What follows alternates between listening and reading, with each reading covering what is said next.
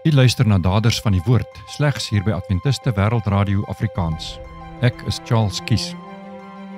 In vandag se die mekaar samelewing is die rol van die man so deur die media, films, politieke inkorrektheid en omstandighede deur mekaar gekrap, dat sommige mans nie meer hulle duidelike rolle besef nie. Alles is pogings deur Satan om God se skepping aan te val. God het die man aangestel as hoof van sy huis en om as 'n priester te dien, om leiding te neem wanneer dit kom by godsdienstige aangeleenthede soos familietyd om Gods woord, kinders te lei en te dissiplineer.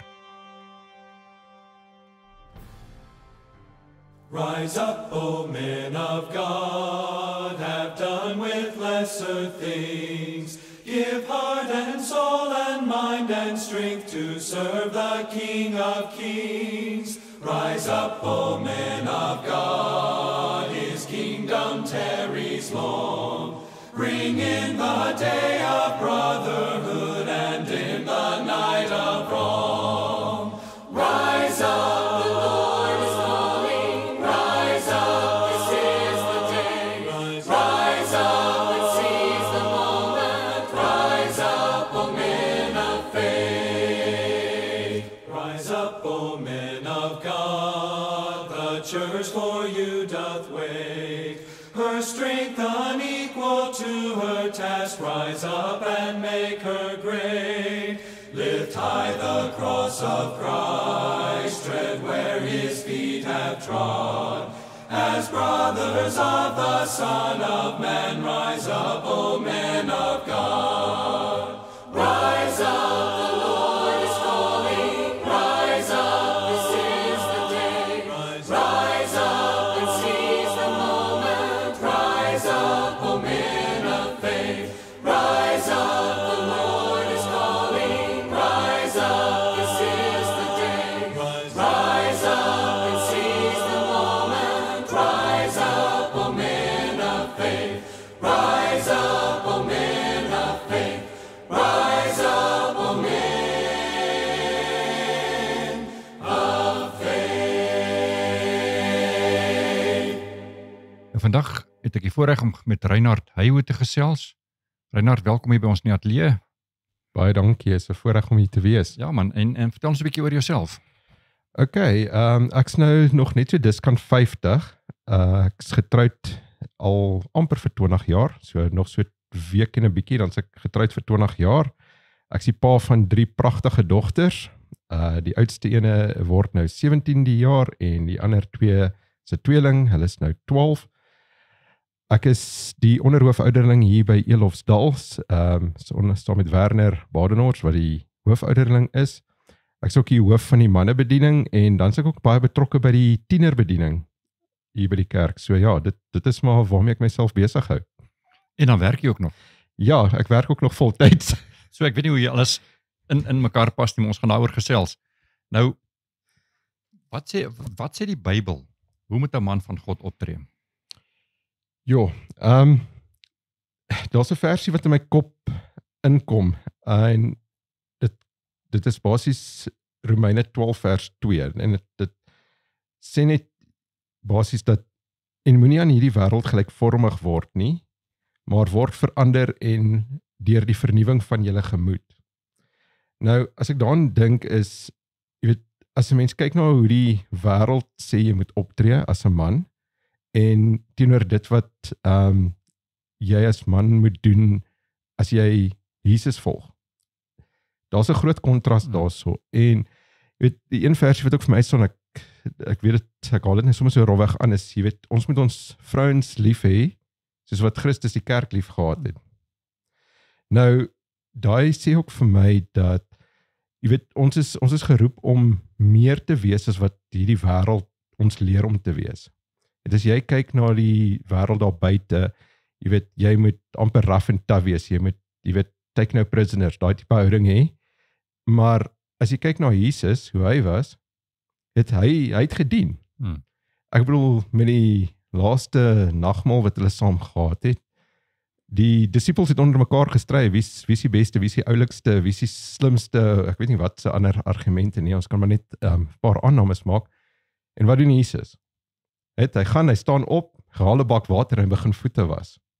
So uit daai oogpunt gesê, dink ek ons as mans moet dienende leiers wees. Jy weet, dit is maar hoe ek daaroor dink op hierdie stadium. By die huis of by die kerk of by die werk? Al drie. Al drie plekke. Ek dink dis belangrik dat jy dit by al drie plekke doen. Ek dink die plek waar dit seker die moeilikste is dit om in jou huis te doen, want daarso sal almal hulle maskers af, as jy so kan sê. Ja. Jy weet, dis baie makliker om jou front in die buitewêreld voor te hou, of altens jou eie ideaal te kan voorhou aan mense, want jy weet, niemand ken jy so intiem nie, so by die huis is almal besig om hulle meer hulle self te wees, en dit is baie keer uitdagend, maar ek dink veral in die huis, en ek dink nie dit kom heeltemal maklik altyd nie. Jy weet, ek kan jou verseker, as jy 10 mans in hierdie kamer sal sit, en jy vra vir hulle, was jy die perfekte man van dag 1 af?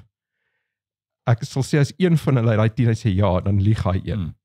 Want jy leer soos wat jy aangaan in jou huishouding. Jy weet, jy maak maar foute, jy weet, as jy jong getroud is en so aan, maak 'n mens foute, jy maak dalk jou vrou seer op 'n manier wat jy nie wou nie, jy is dalk bietjie onverskillig met hoe jy haar hanteer. Jy weet, as jou kinders klein is, ek bedoel, hulle kom nie met 'n instruction manual nie. Jy moet al daai goed moet jy leer. Ja, absoluut. Day by day. Exactly.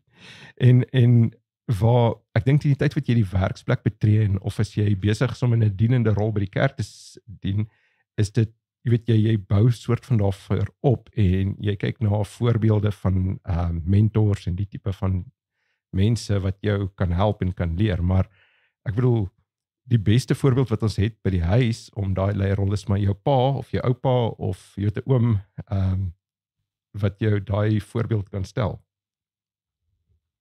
Nou, hoe verskil man wees tussen gelowige en ongelowige mans? Christen mans en nie-Christen mans?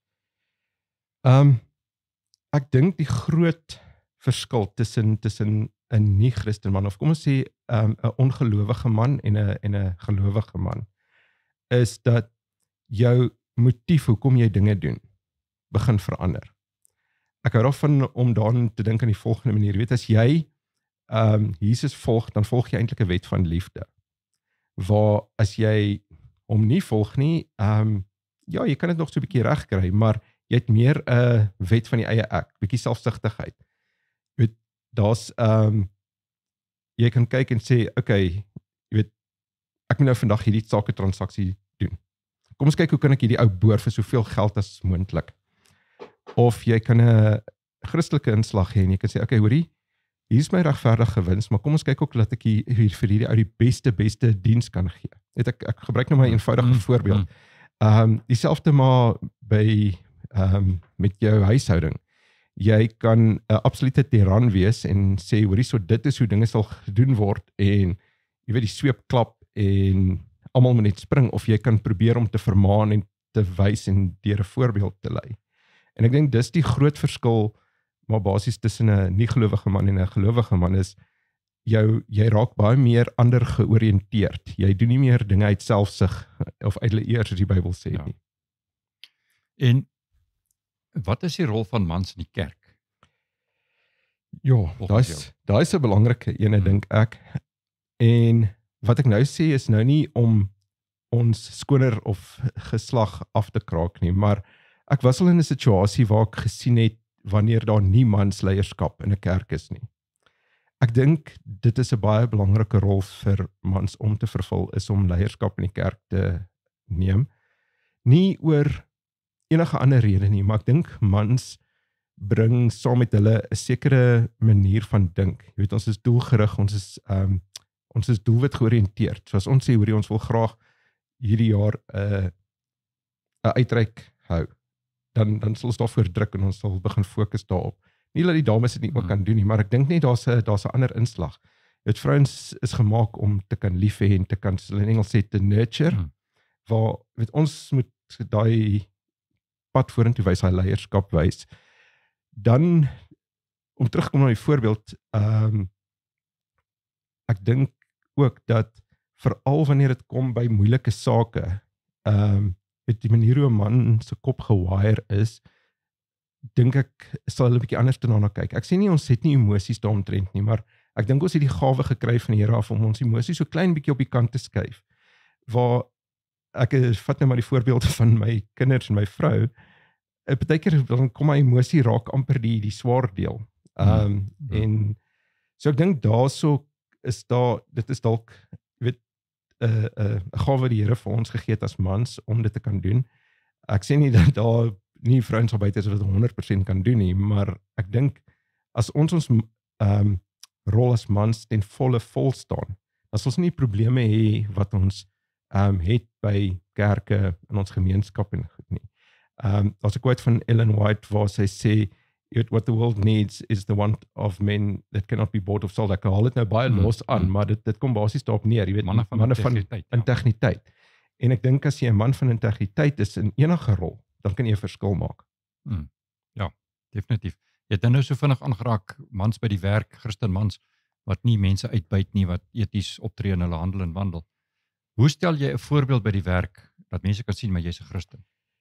Dis bietjie partykeer moeilik. Ek moet sê, dis baie dagend by die werk, juis oor dat daar hierdie gees van politieke korrektheid is, en ek dink jy moet dit met wysheid doen. Ek glo persoonlik dat dade spreek meer as woorde. My dogtertjie sal partykeer by my verbystap en sê, "Pappa, is jy lief vir my?"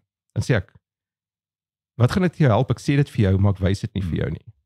En ek dink dieselfde daar, dis hoe jy miskien opstaan vir daai ou wat nie vir homself kan opstaan nie, jy weet, en probeer om sy saak te beredde vir hom, of ten minste te fasiliteer, sodat, jy weet, die mense hom help en ophelp.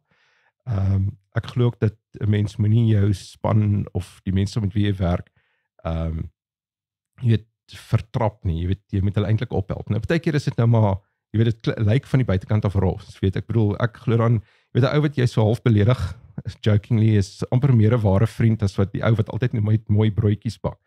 Maar ten minste, dit gaan nie oor wat gesê word nie, dit gaan hoor hierso, kom, laat ek jou ophelp, jy weet, laat ek jou wys. Die gedagte daaraan dat die enigste tyd wanneer jy op iemand kan neersien is wanneer jy afkyk om hulle op te help. Daai ding is iets wat vir my nogal baie betekenis dra. Mooi gestel, ja. Ja. Definitief. En dan nou die kom ons nou maar Engels, die triekvraag. Wat is die rol van die man by die huis? Ja, ek dink daarso moet jy as priester en as leier optree. Nou, ek persoonlik voel dat 'n mens moet vir jouself 'n baie hoë standaard daar stel, want die oomblik as jy begin om bietjie terug te sak op daai priesterskap, dan kan jy sien jou gesin begin so bietjie half orde verloor. Jy weet, dit is asof dinge nie heeltemal is soos wat dit is nie. Dit is asof die balans versteur is. En dit is nogal opmerklik wanneer jy jou eie paadjie so bietjie byste raak, dat jou gesin amper saam met jou die pad byste raak. So ek dink is belangrik dat jy jou kinders eerstens leer om jy weet, om die Here te ken. Tweedens is hoe jy die Here dien. En dan as 'n pa is dit belangrik vir hulle om te wys dat jy lief is vir jou vrou. Ek sê nie dit gaan altyd maanskin en roos wees nie. Ons weet enige huwelik het maar sy uitdagings partykeer, maar ek dink die traject moet daarom hulle kan sien, ja, hoorie so, my pa's baie lief vir my ma. En dan natuurlik moet, as jy dogters het, dit is nou maar my siening, en daarvoor is ek baie dankbaar vir my vrou, jy weet, wat vir my baie wysheid gegee het voor die tyd, en gesê het, hoorie so, jy vorm die beeld van die tipe man wat hulle eendag gaan wil trou. So, onthou dit net. En so kort daarna toe lees ek een keer 'n quote wat sê, jy weet, dink daaroor dat wanneer jou dogter trou met iemand soos wat jy is, en as dit jou nie laat glimlag nie, dan beter jy verander. So dis hoe ek dit basies sien. Jy weet, dat is die rol by die huis, jy moet 'n rolmodel wees. Een ding wat ek dink baie keer bietjie nagelaat word is, en ek dink dit skep baie keer maar bietjie probleme ook by die huis, is dat dissipline. Nou, 'n pa moet nie terugstaan van dissipline af nie. Ek dink nie jy moet jy weet, kinders verniel in dissipline nie, maar as jy hulle nie druk en vir hulle sê, hoorie, so, maar dis die regte ding om te doen nie. Jy weet, en dit doen met die motivering dat jy wil graag hulle moet beter wees as die wêreldse standaard. Partykeer word dit gesien as jy's nou net hard en kras met hulle. Ja. Ek vat 'n simpel voorbeeld. Jy weet, 'n ding soos, hou net jou kamer netjies, daai bietjie dissipline, hou jou kamer netjies. Nou jy kan elke dag mooi praat en sê, hou jou kamer netjies, hou jou kamer netjies, hou jou kamer netjies. Maar as jy sê, hoorie, geniet jy dit om so in 'n varkhok te leef? Jy weet, ek vat nou 'n ekstreme voorbeeld, maar laat dit by hulle kan begin insink, maar hoorie, so hierdie is nie die standaard nie. Ek moet myself eintlik by daai punt kry. So ek dink dissipline moet altyd met liefde in hand gaan. Dit is nooit 'n lekker ding om toe te pas nie, maar dit is nodig. Jy weet, op sy tyd en sy plek, en soos hulle sê, the punishment must fit the crime. Jy weet, dit is daar waar dit neerkom. Ja. En daarvoor het jy ook maar wysheid nodig. En kinders vat kansse, né? Hulle vat groot kansse. Toets jou grense. Ja, nee. Nou, vervul mans nog die rol van priester by die huis?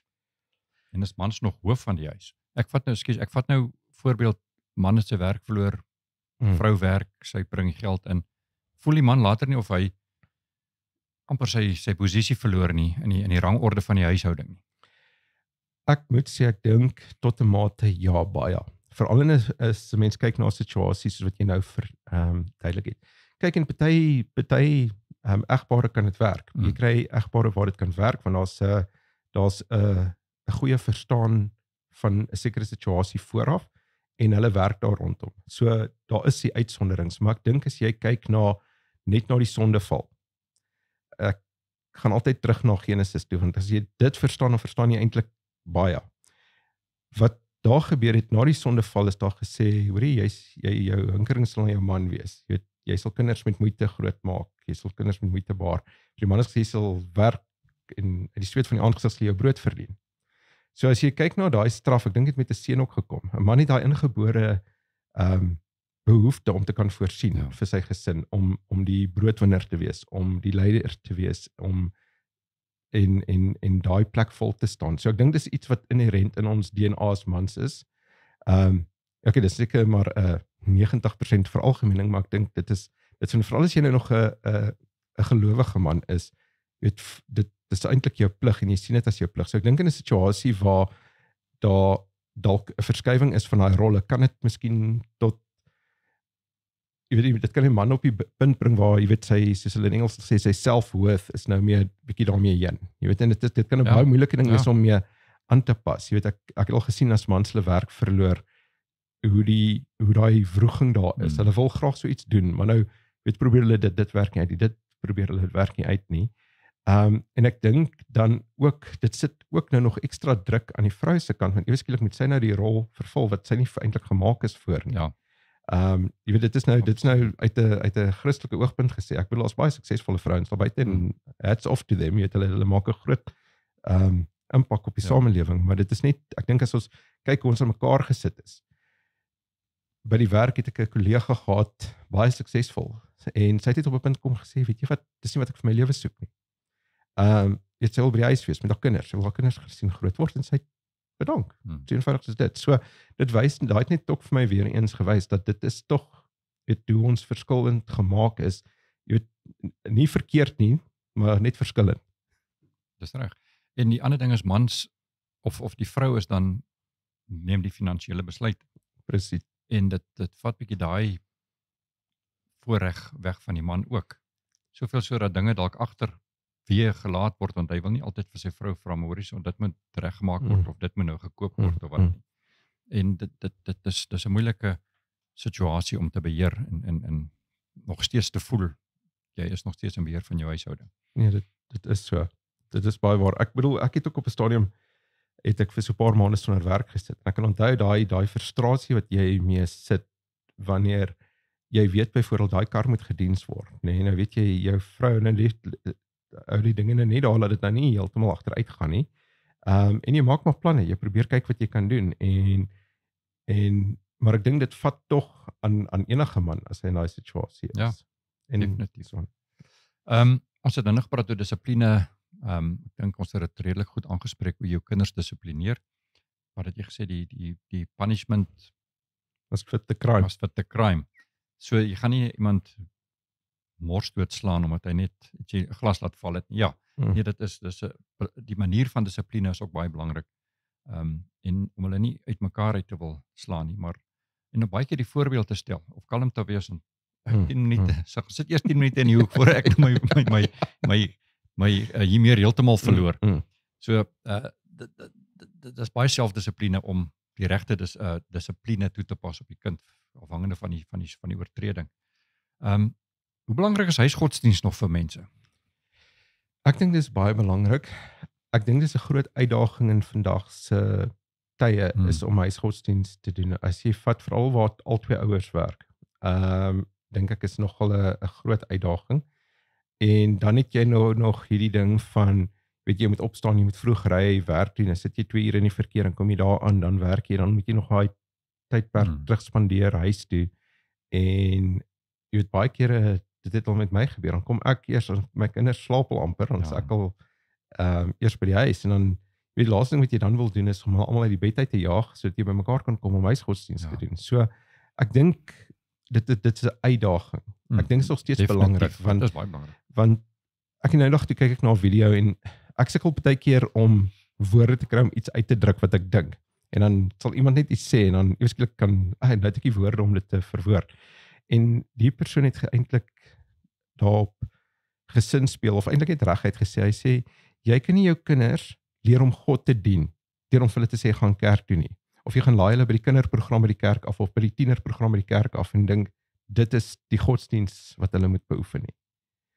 Hulle moet jou sien kniel en bid. Hulle moet jou sien Bybel lees. Hulle moet wakker word en jou kry waar jy besig is om stilte tyd te hou en ek dink uit daai oogpunt uit is huisgodsdienst belangrik want jy moet vir jou kinders 'n voorbeeld stel. Nou dit is ook 'n uitdaging want ons is almal verskillend en jy moet maar baie keer sukkel jy want jy voel jy weet dis hoe huisgodsdienst gedoen moet word en ek dink dis eintlik die lekker ding van in 'n gesin te doen want jy leer saam en jy begin ander maniere kry en ek dink daarso jy met die vrou en die kinders moet ook die gemaklikheid kan hê om te sê, hoor hierso, kom ons verander dit bietjie, of kom ons probeer bietjie dit, laat dit ook vir hulle lekker is.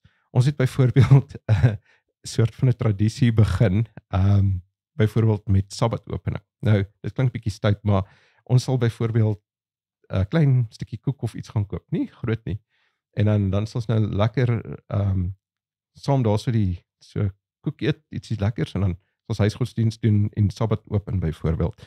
Nou, dit is net dit is amper soos nou sien die kinders amper uit daarna en als nou, ek lag baie vir daaraan is nou nie vir my moontlik om daar te wees tydens Sabbatopening nie, want ek is maar betrokke met die tieners en ek as programme Vrydag aande en dan sit my vrou met die 2 dogters wat nou nog nie tieners is nie. En hulle hou dit aan voort. Jy weet, dit is amper soos jy kan jou stukkie maar kry as jy môreoggend of môremiddag of so, maar ek dink 'n mens moet probeer om dit op 'n lekker praktiese manier te doen, maar die middelpunt daarvan moet altyd Jesus wees. En ek dink dit is wat baie keer miskien al bietjie nagelaat word. Ek het al gesien hoe dat iemand die Bybel oopmaak, 'n stukkie lees en dan bid hulle, maar daar word nie bespreek wat ons net gelees het. Wat is die toepassing hiervan? Wat probeer dit ons leer nie? Want vir my persoonlik moet 'n mens vir al die kinders kan leer om daai goue draad wat deur die woord is te kan raak sien en te kan sien, maar hoorie so van Genesis af word al vooruitgewys na Jesus en dit trek deur die hele Bybel. Ja. So jy moet 'n bietjie daaroor kan gesels. Absoluut. En ek hou van die idee dat jy dit iets maak om na uit te sien, Sabbatopening. Hulle weet, Vrydag aand, Sondag gaan ons 'n stukkie koek kry, dan gaan ons 'n bietjie Bybel praat. Die motief is dalk nie altyd so suiwer nie, maar die idee is daarin, is iets om na uit te sien. En tradisie in 'n gesin is ook baie belangrik. Al is dit nou eet elke Saterdag aand 'n pizza of slap chips of maak daai iets om na uit te sien vir die kinders en vir die gesin. En koppel dit dan nou aan godsdiens. Yes. Dis 'n baie goeie idee wat jy daar gee. Ek hoop daar's mense wat hier gaan hoor en gaan ter harte neem. Hoe maak 'n mens nog tyd vir sendingwerk?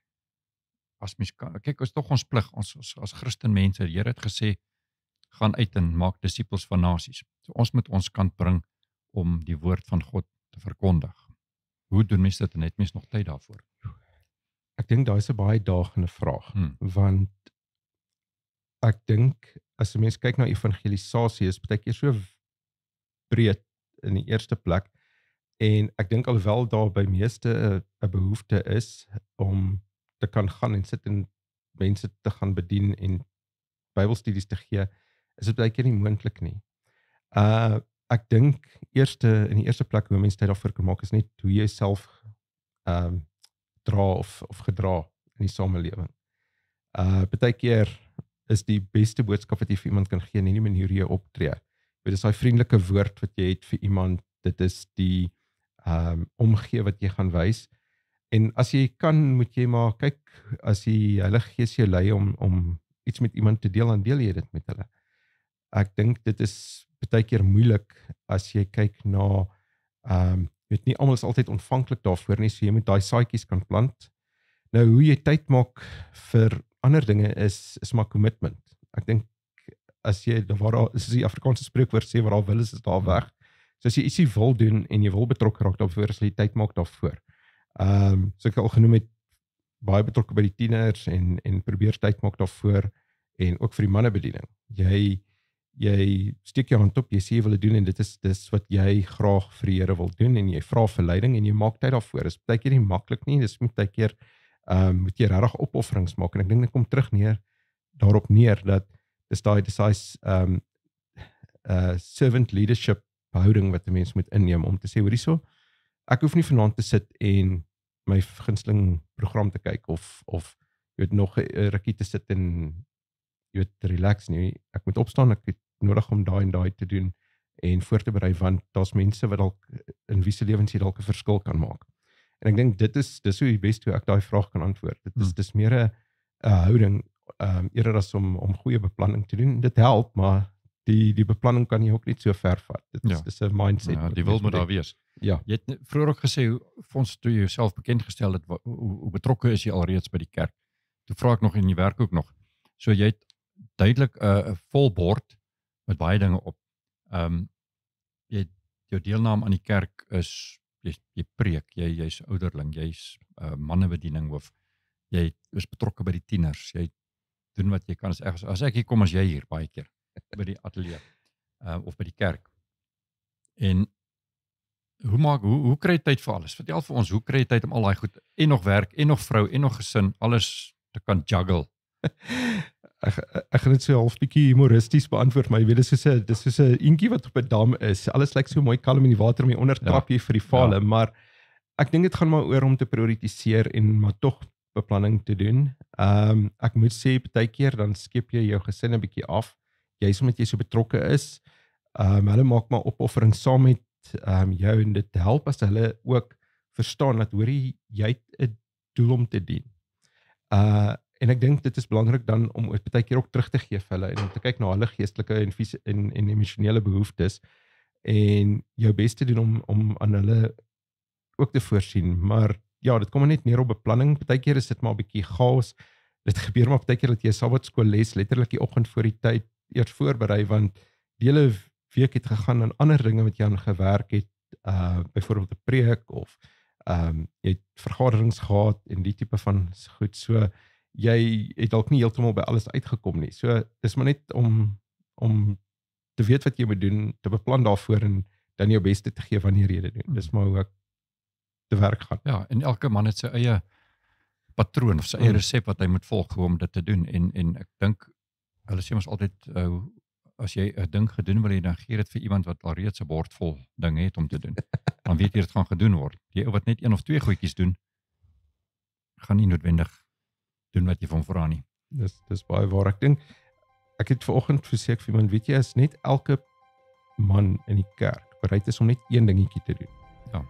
Nee, hoeveel groei kan daar wees? Want wat baie keer gebeur, jy sê, dit is die werk is die ouens wat al klaar besig is en hulle spartel en hulle drop die bal baie keer, maar hulle is daarom bereid om dit te doen. So, ek dink as net almal daai bereidheid sal hê om dit ietsie te wil doen vir die Here, dan sal ons al baie verder pad gestap het as wat ons het as 'n samelewing. En met hierdie boodskap van Reinhard moet ons ongelukkig nou groet. Reinhard, dit was 'n voorreg om met jou te kon gesels. Sterkte vir jou in jou bediening by die kerk, bediening by die huis, bediening by die werk, en die voorbeeld wat jy ook vir baie mense stel.